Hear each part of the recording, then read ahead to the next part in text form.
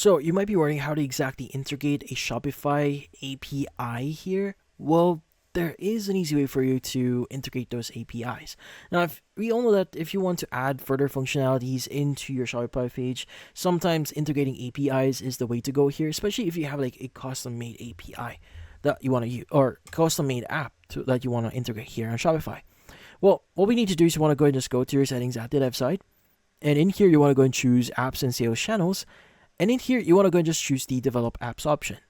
Now there are two ways for you to develop your app here. Now we have the legacy developer here, which allows you to use the old version for developing apps inside Shopify. But we also now have the dev dashboard for Shopify.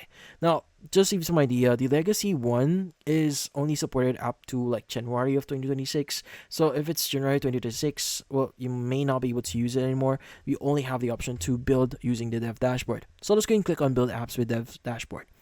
Now in here, you'll have the option to create your apps or basically choose your existing apps here. Now let's go and click on create app. And let's just say this is going to be a testing app. Like you can just add your dev dashboard here, or you can start with the Shopify CLI. Now, if you want to read further in this, you could go and just choose this one. But for now, let's go and click on create.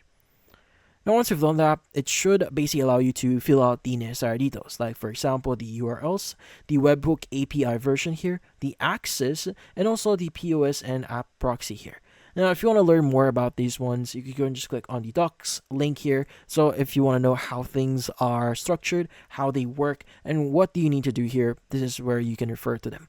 But that's about it. Now, these are the basics in order for you to get started. Now, obviously, there are a lot more that you may need to know here and how Shopify CLI for apps actually work. But that's about it.